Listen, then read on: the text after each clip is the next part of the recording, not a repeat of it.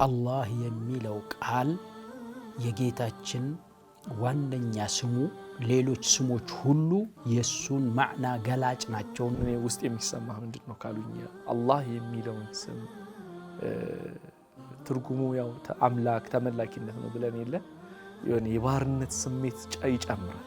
ሐቂቃ በረከት የሚያወርድልህ አዛኝ የሆነ ጌታ ብትመካበት የሚያድንህ ጌታ ያለህ መሆኑን ስታውቅ ያኔ ልብህ ይረጋጋል። አሁንም ድጋሚ ሰይፉን የደቀነባቸው ከኔ ማን ነው የሚያድንህ ሲላቸው አሁንም እንግዲህ እዚህ ጋር ደርሷል ሰይፉ አላህ አሉት ነብዩ ሰለላሁ ዐለይሂ ወሰለም። እዛው ተንቀጥቅጦ ሰይፉ ወደቀ። አንድ ባሪያ ብዙ ሰይዶች ካሉት አንዱ ዛሬ ገበያ ውጣ ቢለው ሌላው ደግሞ ወደ እርሻ ሄድ ሊለው ይችላል። አንዱ ሱቅ ክፈት ቢለው ሌላው ባክ ቤቱን አጽዳ ሊለው ይችላል። ያኔ የማንኛውን እንትን ይላል። ቢስሚላሂር ረህማኒር ረሂም አልሐምዱሊላሂ ረቢል ዓለሚን ወሰላቱ ወሰላሙ ዐላ ረሱሊላህ። ክቡራን የአፍሪካ ቲቪ ተመልካቾቻችን ይህ ስለ አላህ ሱብሓነሁ ወተዓላ የምናወሳበት ስለ አላህ ሱብሓነሁ ወተዓላ የምንወያይበት የሆነው ፕሮግራማችን ነው። በባለፉት ፕሮግራማችን የተለያዩ ጉዳዮችን አንስተናል። በባለፈው ሳምንት ያየነው ፕሮግራም ላይ ደግሞ ስለ አላህ የምትለዋ የአላህ ሱብሓነሁ ወተዓላ ስም ትርጉሙ ምንድን ነው፣ እንዲሁም ደግሞ ከዚህ የምንማረው ኢማናዊ ፋይዳውስ ምንድን ነው የሚለውን የተወሰነ እያየን ነበረ። እሱም ላይ ደግሞ ሳንጨርሰው ነበር ያቆምነው። ዛሬም ደግሞ ከዚህ አላህ ከሚለው ስም ጋር ተያያዥ የሆኑ የተለያዩ ነጥቦችን የምናነሳ ይሆናል። ሼኻችን ሼኽ ሰላሙ አለይኩም ወራህመቱላሂ ወበረካቱ። ወአለይኩም ሰላም ወራህመቱላሂ ወበረካቱ። በባለፈው ፕሮግራማችን አታሩሁል ኢማኒ የኢማናዊ ጥቅሙና ፋይዳው ተጽዕኖ አላህ የሚለውን ስም ማወቅና መማር ምንድነው የሚለውን አንድ ሁለት አንስተን ነበረ። አንደኛው ከአላህ ሱብሓነሁ ወተዓላ ፈላጊነታችን ሁሌ ግልጽ እናደርጋለን የሚለውን እንዲሁም ውዴታችን ይጨምራል የሚለውን ሁለቱን ነገሮች አንስተን ነበረ። ፊል ሐቂቃ አሁን እኔ ውስጥ የሚሰማህ ምንድነው ካሉኝ አላህ የሚለውን ስም ትርጉሙ ያው አምላክ ተመላኪነት ነው ብለን የለ የሆነ የባርነት ስሜት ይጨምራል። ፊል ሐቂቃ የባርነት ስሜት ደግሞ በጨመረ ቁጥር ልብ ውስጥ ሰዎችን የመበደል የመተናነስ እኔም ባሪያ ነኝ ሰዎች ላይ እኔ ላይ እኮ እኔን የሚቆጣጠረኝ አምላክ የሆነ የበላይ የሆነ ጌታ አለኝ የሚለው ስሜት ይፈጥርብኛል። ፊል ሐቂቃ ይህንና ሌሎችም እስኪ እርሶ የሚያነሱት ሀሳብ ካሉ። ቢስሚላህ አልሐምዱሊላህ ወሰለላሁ ወሰለም ዐላ ሰይድና ረሱሊላህ ወዐላ አሊሂ ወሰሕቢሂ ወመንዋላህ ረቢ ሽረሕ ሊ ሰድሪ ወየሲር ሊ አምሪ ወሕሉል ዑቅደተን ሚን ሊሳኒ የፍቀሁ ቀውሊ። እንግዲህ ሐቂቃ አላህ የሚለው ቃል የጌታችን ዋነኛ ስሙ ሌሎች ስሞች ሁሉ የሱን ማዕና ገላጭ ናቸውና ወደሱ የሚጠጉ ናቸው ብለን ካል አላህ የሚለውን ቃል ስንጠራው ስንናገር ስንምልበት ስንሰራበት ስራ ስንጀምርበት ዐዘመተ አላህ ዐዘ ወጀለ ሱብሓነሁ ወተዓላ በልብ ውስጥ መግባቱ ነው ዋነኛው ፍሬ ብለናል። ሌላው ደግሞ አልኢፍቲቃር ኢለላህ ነው ብለናል። ሌላው አልኢጥሚእናን ቢላሂ ዐዘ ወጀለ በአላህ መረጋጋት ለአላህ ራስህን መስጠት። ምክንያቱም አላሁ ሱብሓነሁ ወተዓላ የሚለው ቃል በውስጡ ዓሊምነት፣ ቀዲርነት፣ በሲርነት፣ ሰሚዕነት፣ ሰሚነት፣ ቻይነት፣ ተመልካችነት ይህ ማዕና ውስጡ ያለ ከሆነ አላህ ብለህ ስትል ያንን በልብህ ውስጥ ስለሚፈጥር የምትሰራውን ስራ የምትናገረውን ንግግር እያሰብክ እሱ በሚፈልገው እሱ ካንተ ላይ የሚጠብቀውን ነገር ለመስራት እንድትተጋ ያደርግሃል። ይህን የሚያደርግህ መች ነው? አላህ የሚለውን ቃል ማዕናውን በደንብ ጠንቅቀህ ያወቅህ ጊዜ ነው ማለት ነው። እና ጡመእኒነተል አነፍስና ሰኪነተል ባል የልብ መረጋጋትን ይፈጥርልሃል። ምክንያቱም አዎ አምላክ አለ ይችላል። ምክንያቱም ያኔ አንተ ምንም ከማሰብ ነው ይሄን እንትን የምትለው ጭንቀት ያጋጠመህ ነው እንደሆነ ጭንቀትን የሚያስወግድልህ ጌታ ያለህ መሆኑን ስታውቅ፣ እንደገና የሆነ ጉለት የሆነ እንሰት ውስብስብ ነገር ያጋጠመህ እንደሆነ ያንን የሚያጠፋልህ በረከት የሚያወርድልህ አዛኝ የሆነ ጌታ ብትመካበት የሚያድንህ ጌታ ያለህ መሆኑን ስታውቅ ያኔ ልብህ ይረጋጋል። ሐታ ፊ አሸድ الظروف وأصعب المحن። ሌላው አሁን እንዳነሳኸው አተሐሊ ቢረሕማ አዛኝነት ለሌሎቹ። ምክንያቱም አላህ Subhanahu Wa Ta'ala ረሂም ስለሆነ አንተን እዚህ አሁን ባሉት አላህ ውስጥ ይረጋጋል ባሉት ላይ አንድ ሐዲስ ሁላችንም ብዙ ሰው ሲሰሙ ያጅበዋል። እኔ በጣም ከሚያጅቡኝ ሐዲስ ናት። በኒ ሙስጠሊቅ ላይ ይሁን ብቻ የሆነ ዘመቻ ላይ ነብዩ ሰለላሁ ዐለይሂ ወሰለም ሰይፋቸውን አንጠልጥለው ዘመቻውን ረስቸዋለሁ ብቻ አንጠልጥለው ባሉበት ያ አራቢ መጥቶ መዞ ሰይፋቸውን ከኔ ማን ያድናል ሲሉ ነብዩ ግን ዘና ረጋ ብለው ነው። ምክንያቱም ለኔ የሚጠብቀኝ ልቤ ረጋበት አምላክ አለኝ ብለው አላህ አሉት። ምንም ዘና ብለው አሁንም ድጋሚ ሰይፉን የደቀነባቸው ከኔ ማን ነው የሚያድንህ ሲላቸው አሁንም እንግዲህ እዚህ ጋር ደርሷል ሰይፉ አላህ አሉት ነብዩ ሰለላሁ ዐለይሂ ወሰለም። እዛው ተንቀጥቅጦ ሰይፉ ወደቀ። ይሄ ምን ያክል አላህን ባወቅነው ቁጥር መቼም እንደ ነብዩ ሰለላሁ ዐለይሂ ወሰለም አላህን የሚያውቅ የለም።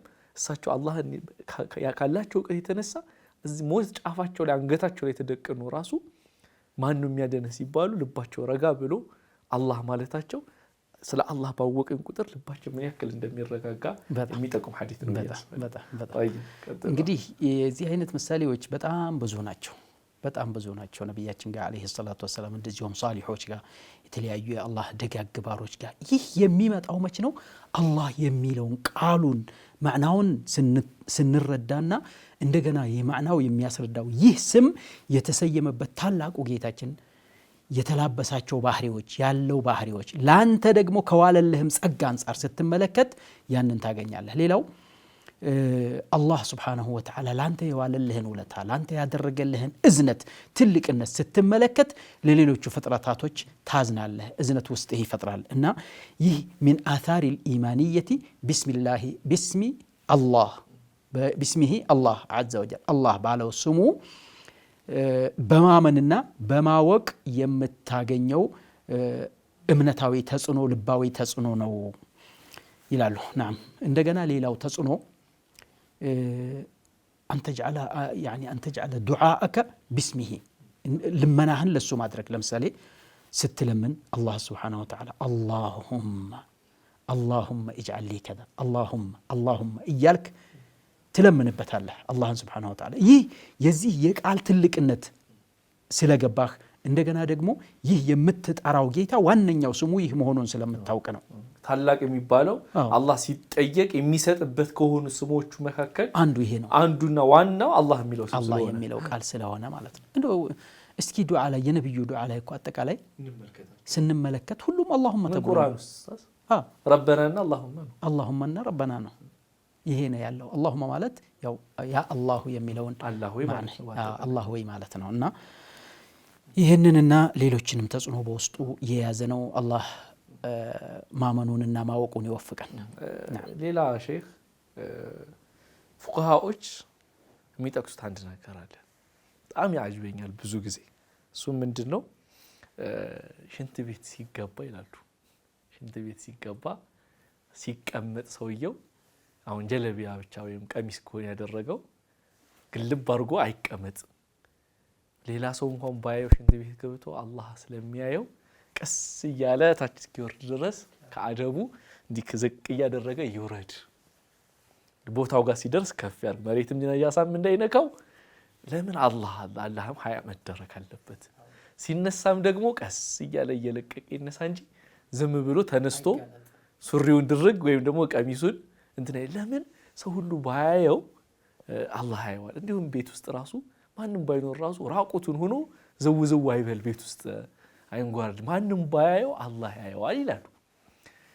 ይሄ የያዙት አዳብ ብሎ የያዙት እኔ አላህ ከሚለው አላህ ስለሆነ ያ ከሚፈጥረው ኢማናዊ ተጽዕኖ መካከል ሀያ ሊደረግ ሀይባ ሊፈራል ግርማ ሊሰጠው ሀያ ሊደረግ ይገባል የሚል አታሩ ኢማንያ ወይም ኢማናዊ ተጽዕኖ አይፈጥርም። ይሄ አላህ የሚለው ስም ሀያ መደረግ ያንንም እኮ ስለሚፈጥርም ነው። እንደዚያ ሐቂቃ የአላህን ስሞች ሁሉንም ስናይ አብዛኞቹን ስንመለከት ዞሮ አላህ ወደሚለው ለሚለው ቃል ይመሩናልና ለሱም ግብአት ናቸው እያልን እየሄድን ያለ ነው። ለምሳሌ አላህ Subhanahu Wa Ta'ala ሰሚዑን በሲር ይላል፣ አያይዞ ያመጣል። ዓሊሙን ኸቢር ይላል። በዚህ መልኩ ዓሊም ነው ያውቃል። አንተ ሰው ውስጥ ሆንክ ለብቻ ሆንክ እሱ የከለከለውን ነገር ለሱ ብለህ ነው የምትጠነቀቀውና የምትርቀው። ንግግርም ከሆነ ሰሚዕ ነው እሱ። ድምፅህን ዝቅ ስላደረክ ከፍ ስላደረክ ለሱ እኩል ነው። ስለዚህ ሰው ውስጥም ብትሆን ይሰማሃል፣ ብቻህን ብትሆንም ይሰማሃል። እንደገና ደግሞ ሰው ውስጥ ብትሆንም ያይሃል፣ ብቻህንም ብትሆንም ያይሃል። ምክንያቱም ከሱ የሚደበቅ ቦታ የለምና فلذلك انك ان تستحي من الله عز وجل ይሄን ይፈጥርብሃል። ይሄን የሚፈጥርብህ ግን اذا علمت ان الله سبحانه وتعالى متصف بهذه الصفات በእነዚህ አሁን በተባሉት በስሞቹ ውስጥ ባሉት ባህሪያቶች የተወሰፈ ነው የሚለው እምነትህ ውስጥ ልብህ ውስጥ በደንብ የገባ ጊዜ ያንን ታረጋግጣለህ። ስለዚህ لا تخفى عليه خافية إن الله يعلم خائنة الأعين وما تخفي الصدور حياء ያደርግልሃል ይፈጥርልሃል ነው። ሌላ ሼክ ባሪያ የሆነ አካል ሊኮራ ይገባው። ሌላ ደግሞ እና አላህ የሚለውን ስናቅኛ እኛ ደግሞ በተቃራኒ ምንድነው እሱ አምላካችን መእሉህ ከሆነ ማዕቡድ ከሆነ ተመላኪ ከሆነ እኛ ባሪያ ነን። መቼም ባሪያ ደግሞ ሊኮራ ይገባው። ምን አለውና መተናነስ ነው ያለበት። ምን አለው ተዋዱዕን አያወርስም። አላህ የሚለውን ስም ስናቅ ራሱ በጣም ተዋዱዕን ያወርሳል። ሌላ ኢጥሚኢናን እኔ ከተረዳሁት አላህ ከሚለው አሳሩል ኢማንያ አላህ ቁርአን ላይ ብዙ ቦታዎች ይገልጻል። ቆይ እናንተ ለሁለት ሰይዶች አንቀጹ ስለረሳሁት ነው። ضرب الله مثلا عبدا ምንድነው فيه شركاء متشاكسون ورجلا سلما لرجل هل يستويان مثلا الحمد لله بل اكثرهم لا يعلمون ይላል። ይሄ ምሳሌ አንድ ባሪያ ሁለት ወይም ብዙ አለቆች ያሉት እነዚህ አለቃዎቹ ደግሞ የሚጨቃጨቁ የሆኑ አንድ ሰይድ አንድ አለቃ ያለውና እሱም ደግሞ ሰለም የሆነ የማይጨቃጨቀው የሰራውን የሚያመሰግንለት ሳይሰራ ሲቀር ደግሞ ሳይመቸው ነው ብሎ ምክንያት የሚሰጠው የሆነ ባሪያና የሚጨቃጨቁ አለቃዎች ያለው ባሪያ እኩል ነውን? አብዛኞቹ ሰዎች ይሄን አይረዱም ይላል። ይሄ እኮ ያ አኺ አላህ من رحمته عز وجل ካዛኝነቱ የመነጨ ከዚያ የተነሳ እኮ ነው። በምሳሌ ያስተምረናል። አንድ ባሪያ ብዙ ሰይዶች ካሉት አንዱ ዛሬ ገበያ ወጣ ቢለው ሌላው ደግሞ ወደ እርሻ ሄድ ሊለው ይችላል። አንዱ ሱቅ ክፈት ቢለው ሌላው ባክ ቤቱን አጽዳ ሊለው ይችላል። ያኔ የማንኛው እንትን ይላል። እንደገና ደግሞ ስበሳቸው ደግሞ የሚጨቃጨቁ ስበሳቸው በአማልክተነት ንቀኝ ነው የሚባባሉ ናቸው። እሱን ይሰራህለት እንዴ لو كان فيهما آلهة إلا الله لفسدتا እኮ ነው ያለው። የዚህ የከውኑ የፍጥረት ዓለሙ ራሱ በዚህ በኒዛም ባማረ መልኩ መንቀሳቀሱ ፀሐይ ባግባቡ ወጥቶ ፀሐይ ባግባቡ ገብቶ ጨለማ መሆን ያለበት ሰዓቱ ተወስኖ ቀን መሆን ያለበት ሰዓቱ ተወስኖ በዚህ መልኩ ራሱን ጠብቆ የሚሄደው ራሱ እኮ አንድ አምላክ ስለሆነ ነው። አላህማ ይሄንን ሲገልጽ ምን لو كان فيهما آلهة إلا الله ከአላህ በስተቀር ከአንድ አምላክ ጌታ በስተቀር ሌላ አማልክቶች ቢኖሩ ለፈሰደታ ይሄ ስርዓት ይበለሻሽ ነበር ይላል። ይበለሻሽ ነበር ምክንያቱም አማልክቶቹ ሁለት ከሆኑ አንዱ ያረቆይ ፍጥረታት ትንሽ አረፍ ይበል ሰዎች ይተኛው ቀን ደክመው ውለዋል ሊል ይችላል። አንዱ ደግሞ ተባከ እነሱ እና አላህ عز وجل እና በዚህ ምሳሌ ይሄን ባሪያ አላህ ምሳሌ ሰጠ።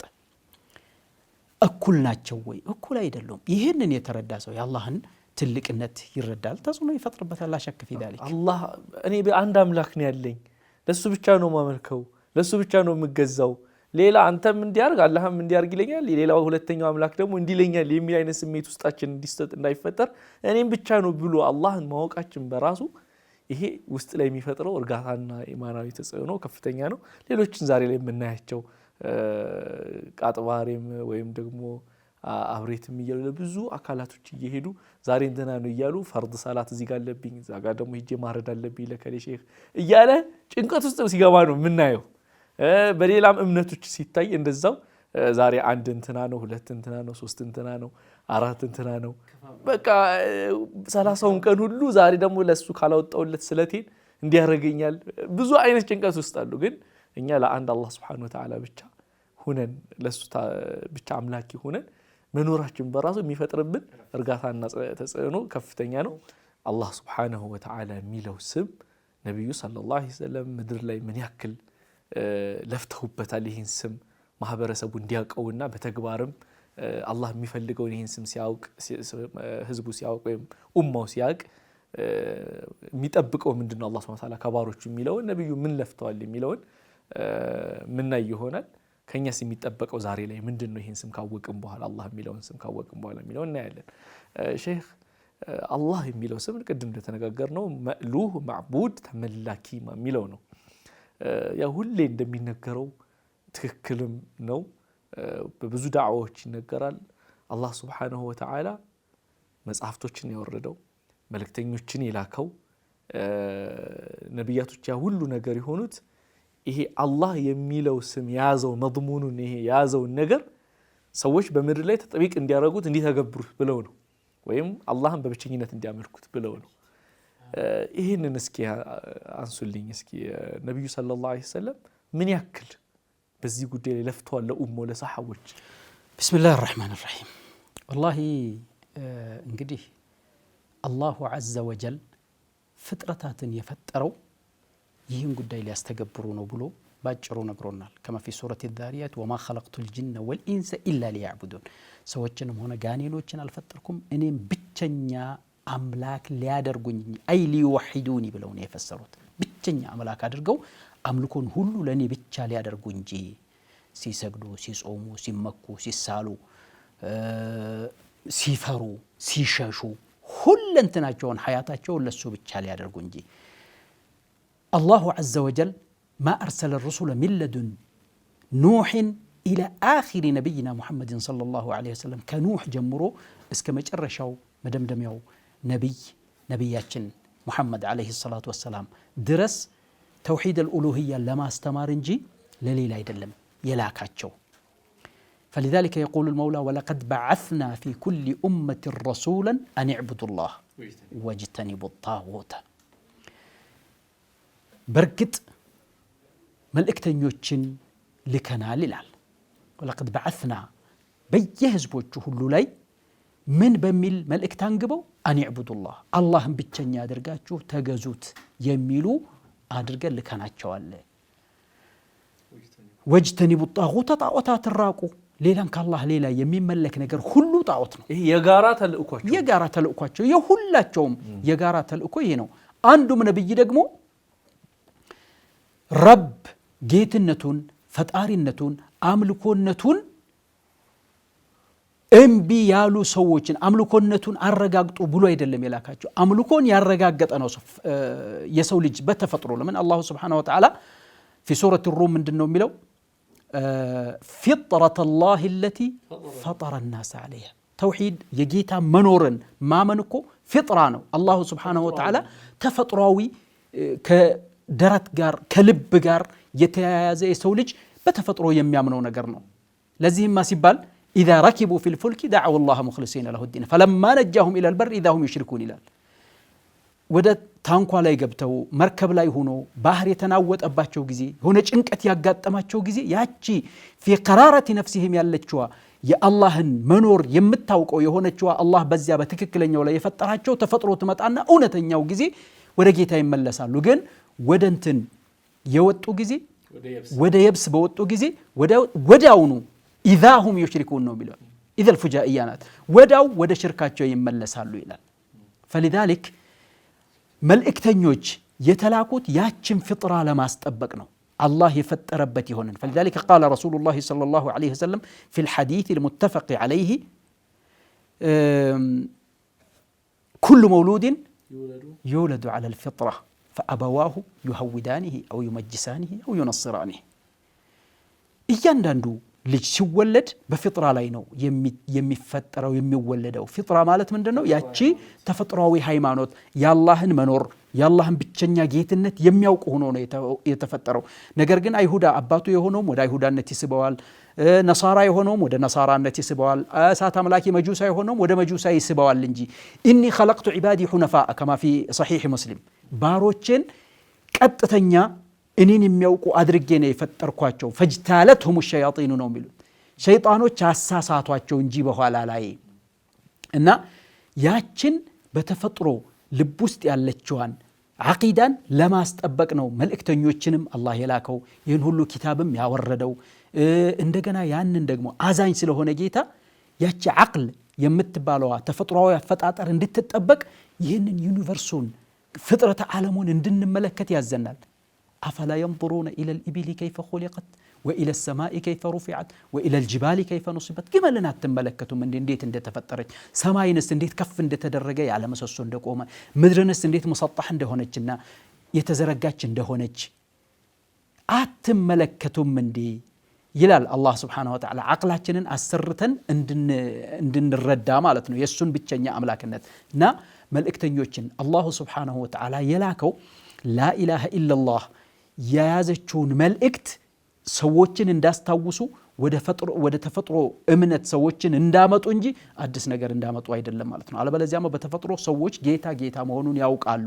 ለዚህማ ሲባል አላሁ ስብሓነሁ ወተዓላ ወለኢን ሰአልተሁም መን ኸለቀ ሰማዋቲ ወልአርዳ ለየቁሉነ እሽ አላህ ማን ነው ሰማይ ምድርን የፈጠረው ብለህ ብትጠይቃቸው እነዚህን አንተን አዒዳ አድርገው ጠላት አድርገው እያሳደዱህ ያሉትን ሰዎች ብትጠይቃቸው ማን ነው ሰማይ ምድርን የፈጠረው ብትላቸው ለየቁሉነ አላህ አፈላ ተተቁን። ታዲያ አላህ ነው ማለትን ካወቃችሁ እሱ የፈጠረ ምድር ላይ ተቀመጣችሁ እሱ የጣራ ያደረገው ሰማይን ተጠልላችሁ የሱን አየር እየተነፈሳችሁ የሱን ምግብ እየበላችሁ ታዲያ እሱን አታመልኩም እንዴ?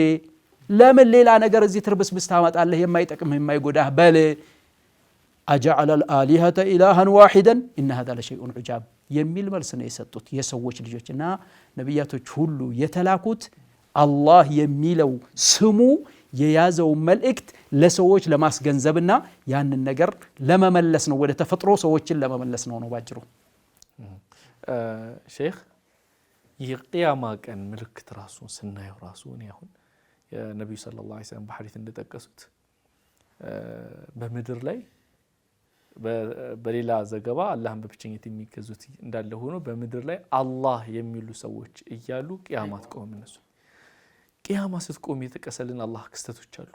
የሰማይ መሬት መሰነጣጠቅ፣ የሰማይ የኮከቦች መርገፍ፣ የሰማይ መሰባበር፣ የባህር መቀጣጠል፣ ሌሎችም ብዙ ነገሮች አሉ። ያኒ ተፍሱዱል አርድ ወተፍሱዱ ሰማ ወተስቁጥ ትበላሽ ትወድቃለች። ኮከቦች ሰማይ ተሰባብራ ኢዘ ሰማኡ እንፈጠረት ወኢዘ ልከዋኪቡ እንተሰረት ወኢዘ ልቢሓሩ ፉጅረት።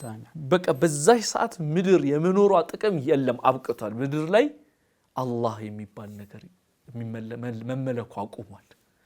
አላህ መመለክ እስካለ ድረስ ግን ምድር ባለው ይዟታ ስርዓቷን ይዛ ትጠብቃለች። ይሄ አላህ የሚለው ስም ምድር ላይ ያለው ተጽዕኖ ነው። ሌላ ነቢዩ ሰለላሁ ዐለይሂ ወሰለም ሙሽሪኮችን ሁሉ ሲሟገቱ የነበሩት ላኢላሃ ኢለላህ ትዳንላችሁ ነው። ሀታ ሰሃቦች እኮ እንደዛ አምነውላቸው ያ ሁላ ፍዳ በልተው ራሱ ነቢዩ እኔ ከሞትኩ በኋላ ራሱ ፈራላችኋለሁ ያሏቸው እኮ ኢነ አኽወፈ ማ አኻፉ ዐለይኩም አሽርኩል ኸፊ ወይ ደግሞ በሌላ ዘገባ ሚን መሲሕ ደጃል የሚል አለ። ከመሲሕ ደጃል የበለጠ በጣም እፈራላችሁ ነገር ቢኖር ድብቁ ሽርክ ነው። በቃ ይሄ አላህ የሚለው ስም ጋር ሊጋጭ ሊላተም የሚችል ማንነትና ባህሪ በጣም ነው የሚፈሩት ነብዩ ሰለላሁ ዐለይሂ ወሰለም። ይሄ አላህ የምትለው ስምን ይጠብቃሉ። ማስጠበቅ ነው ትልቁን ስራቸውን ያደረጉት አላህ የምትለውን ቃል ላኢላሃ ኢለላህ ያዘለውን ማዕና ማስጠበቅ ነው። ነቢያችን ዐለይሂ ሰላቱ ወሰላም አንዱ ሰሐቢ ማሻአላሁ ወሺእታ አላቸው። አንተ ከሻህ ምንድነው አላህ ከሻና አንተ ከሻህ አላቸው። አጀዐልተኒ ሊላሂ ኒደን ደሞ ለአላህ ምንድነው ቢጤ ያደረከኝ ለሱ ባላንጣ አደረከኝ? በፍጹም አይሆንም። በል ቁል ማሻ አላሁ ወሕደሁ ማሻ አላህ በል ማለት እንኳን ማሻ አላሁ ወሺእተ ማለት አንተና አላህ ከሻችሁ ይላል። ለውላ አላሁ ወአንት አንተና አላህ ባትኖሩ እኮ ዘንድሮ አልከርም። ይሄ ሽርክ ነው ብለዋል ነቢያችን ዐለይሂ ሰላቱ ወሰላም። እና ይህንን ነው እንጂ ነቢዩ ዐለይሂ ሰላቱ ወሰላም ይበልጥ ያስጠበቁት። ይበልጥ አንተና አላህ ከሻችሁ ማለት ከአላህ ቢጤ ያደረከኝ አሉ። ስለዚህ አላህ የሻ ጊዜ ብቻ ነው ብላችሁ በሉ ማለት እንኳን ካለብን ማሻ አላሁ ثم شاء فلان ነው። ከዚያም አንተ ካሰብክበት አላህ ፈቅዶት ከሆነ ከዚያም አንተ ካሰብክበት አንተ ከሻህ እናደርገዋለን። እንዲህ ይሆናል። በዚያ ثم በምትል ተርቲብን በምታመለክት ያንተን ደረጃ ያንተ መሺአ ያንተ ፍላጎት ከአላህ መሺአ በኋላ መሆኑን በምታረጋግጥ መልኩ እንጂ መሆን አይቻልም ብለው እንትናሉ። እና ይሄንን ተውሂድ የአላህን ብቸኛ አምላክነት፣ የአላህን ብቸኛ ጌትነት፣ የአላህን ብቸኛ አስተናባሪነት፣ የአላህን ብቸኛ ፈጣሪነት ይህንን ለማረጋገጥም ነው ነብዩ አለይሂ ሰላቱ ወሰላም ያንን ሁሉ እንትን ይሄን ካረጋገጡ በኋላ ደግሞ አምልኮ ሁሉ ለሱ ብቻ መሆን አለበት የሚለውን ነገር ለማረጋገጥና ሰዎች ዘንድ ለማስፈና የተላኩት ማለት ነው። አንድ ሐዲስ ላይ ሼክ እንደ አደብ ራሱ ነብዩ ሰለላሁ ዐለይሂ ወሰለም አንዳችሁ ባሪያውን የገዛ ባሪያውን ይሄ ሰው ባሪያ በፊት ነበር ይሄ ባርነት አስተዳደርና ተመልካቾቻችን ባሪያውን አብዲ አይበል። አዎ እንግዲህ ፈታየ ወፈታቲ ይበል እንትኑ እንዳይጋጭ እኮ ነው። ይሄ እኛ በቃ ይሄ አብዲ ሲል ባሪያዬ ማለት ባሪያዬ ነውና ይሄ ሁሉም የአላህ ባሪያ ነውና ይሄ የሆነ የአላህ ሐቅ የሆነ ነገር ጋር የሆነ በለፍት ያኒ የቃል እንኳን መባል የቃል አደብ ለመጠበቅ ያክል እንደው ወጣቱ አንተ ልጅ ምናምን ይበል እንጂ አሁን ባሪያ የምትለው ቃል እኮ ሐቂቃ ካየህ ያ አለቃ የተደረገውም እንደገና ለሱ አገልጋይ የሆነውም በአጋጣሚ በሱ ቁጥጥር ስር አላህ አስገባው እንጂ ሐቂቃ ባርነቱ ለማን ነው? ለአላህ ነው። የሰይዱም ሆነ የዛ የመስዑዱም ያለቃውም አለቃ የተሆነበትም ሰው በአንድነት ባሪያ የሚሆኑለት አንድ ኃያል ጌታ አለ፣ እሱ አላህ Subhanahu Wa Ta'ala። فلذلك አንተ ማንን ሆነህ ነው? አንተ ራስህ ባሪያ ሆነህ ደግሞ ለአንተ ባሪያ የሚኖርህ እኮ ነው። سبحان ذي العزة والجبروت الله عز وجل። የተውሂድ ጉዳይ ሐቂቃ ተውሂድን ለሶስት ነው የከፈሉት እንደምናየው እንትኖችን ማስረጃዎችን ቁርአናዊ አመጣጥን እንደገና የነብዩን ሐዲሶች ሰሂህ የሆኑ ሐዲሶችን ከማየት የተነሳ ዑለማዎች ለሶስት ነው የከፈሉት። አንዱ ተውሂድ الሩቡቢያ ነው፣ ተውሂድ الኡሉሂያ ነው።